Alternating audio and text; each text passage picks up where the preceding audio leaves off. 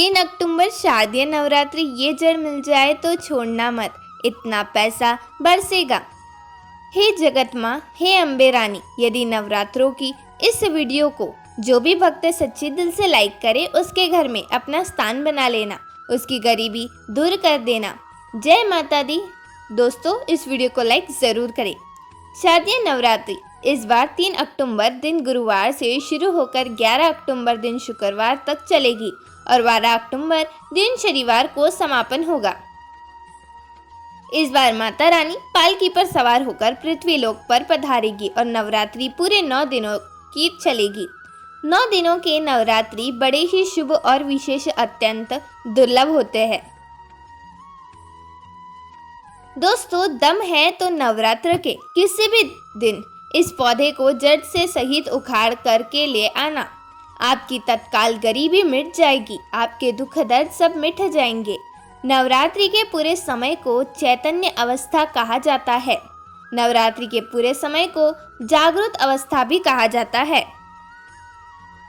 इस समय नवदुर्गा पूर्ण रूप से अपनी शक्ति के साथ जागृत अवस्था में होती है और नवदुर्गा माता हमारे पृथ्वी लोक पर इस धर पर पूर्ण रूप में आती है। इसलिए माँ दुर्गा के आने के कारण 9 दिनों तक हर प्रकार के पेड़ पौधे जीव जंतु में जागृत अवस्था होने के कारण अर्थात माता के आने के अनुसार ये सब जागृत अवस्था में हो जाते हैं, चैतन्य हो जाते हैं और यह अपना प्रभाव दिखाते हैं। जितने भी पेड़ पौधे हैं, जड़ी बूटी है, ये तत्काल प्रभाव दिखाते हैं। पेड़ पौधों में ऊर्जा होती है, इसलिए पेड़ पौधे हमारे लिए परम पूजनीय है। हमारे हिंदू धर्म में हम पेड़ पौधों की पूजा करते हैं। जैसे कि आपने देखा होगा, जो माता बहनें हैं वह वट सावित्री का व्रत रखती है और पीपल की पूजा करती है और बरगद की भी पूजा करती है। अब बरगद की पूजा क्यों करते हैं? क्योंकि हमारे पुराणों में पेड़ पौधे को अध्यात्म का देवता कहा गया है। पेड़ पौधों में देवी देवताओं के अंश बसते हैं, वो वहाँ वास करते हैं। देवी देवताओं के प्राण बसते हैं, इसलिए हमें पेड़ पौधों की पूजा करनी चाहिए। देखिए, जो पेड़ पौधे हैं हमें मुफ्त में प्राणवायु प्रदान करते हैं। पेड़ पौधों से ही यह सारे चराचार चल अचल सब कुछ चल रहे हैं। जैसे कि समय में बारिश का होना, वातावरण का संतुलन बनाए रखना, यह सब पेड़ पौधों के कारण ही हो पा रहा है। और जब पेड़ पौधों को हम नष्ट करते हैं तो वातावरण बदल जाता है।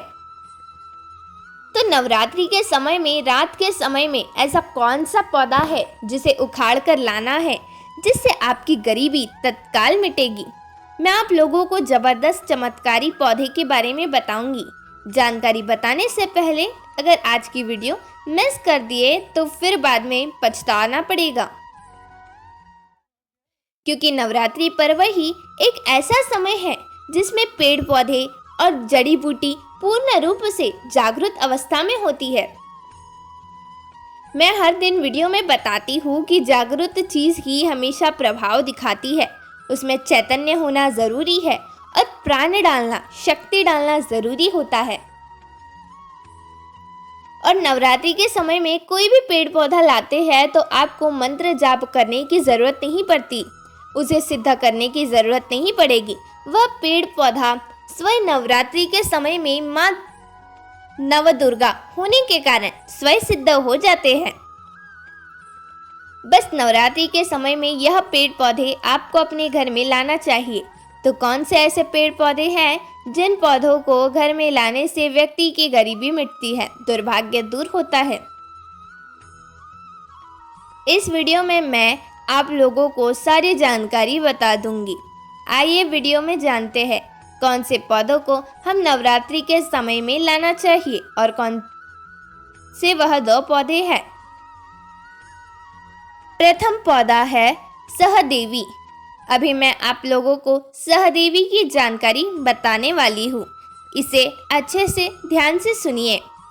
अगर अभी तक वीडियो को लाइक नहीं किया हो तो वीडियो को लाइक करें। देखिए, सहदेवी जो है, अगर आप किसी भी प्रकार की जैसे कि दैविक और शारीरिक कष्ट है, आप चाहते हैं कि इसे तत्काल दूर किया जाए, तो रामबाण से भी अधिक यह तीव्र रूप से काम करता है। सहदेवी का पौधा दैहिक, दैविक और भौतिक सभी प्रकार के कष्टों को तत्काल दूर करता है। तंत्र शक्ति एवं भौतिक सुखों को प्रदान करने के कारण इस पौधे का नाम देवी पद से प्राप्त हुआ है। इसे सहदेवी कहा जाता है। यह सभी वनस्पतियों को देवी है, माँ है, इसलिए इसे सहदेवी कहा जाता है। अगर आपको सहदेवी का पौधा कैसा होता है समझ नहीं आ रहा है, तो आप नर्सरी में जाके या फिर गूगल पर सर्च करके उस पौधे को देख सकते हैं। अगर आप गांव में रहते हैं तो यह पौधा बहुत आसानी से मिल जाता है। शहर में रहते हैं तो कई जगह जहां खेती वगैरह नहीं होती है, वहां सहदेवी का पौधा स्वतः उग जाता है। नवरात्रि के दौरान आप किसी ग्रामीण इलाके में जा सकते हैं या फिर नहर या नदी के किनारे देख सकते हैं, वहां भी यह आसानी से मिल जाते हैं। शहर में रहते हुए भी अगर आप ढूंढने का प्रयास करेंगे तो यह मिल ही जाएंगे। तो आइए मैं आपको इसके फायदे बताना चाहूँगी।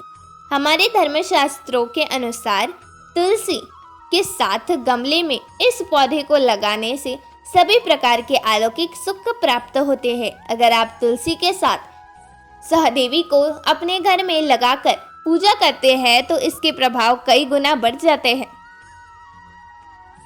क्योंकि इस पौधे को साक्षात माँ दुर्गा का स्वरूप कहा जाता है, इसलिए इसे देवी का पद प्राप्त है। यही सभी प्रकार की बीमारियों को दूर करने में समर्थ है।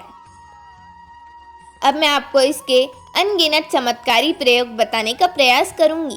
अगर आप इसके जड़ को तकिए के नीचे रखते हैं तो अनिद्रा की बीमारी दूर होती है और निद्रा अच्छी आती है। इसी तरह इसके जड़ का तिलक लगाने से समोशन शक्ति बढ़ती है। और अगर आप कोई बड़ी पद संभालते हैं तो इसके तिलक के साथ सभा में जाने पर आपकी बातें मानने लगेंगे। कमर में इस जड़ को लाल कपड़े में बांधने से भी चमत्कारी लाभ होते हैं। तिजोरी में रखने पर धन की बढ़ोतरी होती है। यह पौधा तंत्र मंत्र से भी रक्षा करता है। अदृश्य शक्तियों के दर्शन के लिए भी इसका प्रयोग किया जा सकता है। इसे रात्रि में 12 बजे नवरात्रि के किसी भी दिन लाना शुभ माना जाता है। दूसरा पौधा विष्णुकांता या अपराजिता है। भगवान विष्णु ने इस पौधे पर वास किया था, इसलिए इसे विष्णुकांता कहा जाता है। इसका नाम अपराजिता भी है इसलिए क्योंकि यह आपके शत्रुओं को आपको अपराजित रखता है। इसे घर में लगाने से सभी प्रकार की अलौकिक शक्तियों की प्राप्ति होती है। इस पौधे के पुष्प को नवरात्रि के पंचमी दिन संकंद माता को अर्पित करने से सभी प्रकार की सिद्धियों और भोगों की प्राप्ति होती है। इस वीडियो में हमने 2 चमत्कारी पौधों के बारे में चर्चा की है, जिन्हें आप नवरात्रि के किसी भी दिन अपने घर में लगा सकते हैं। धन्यवाद।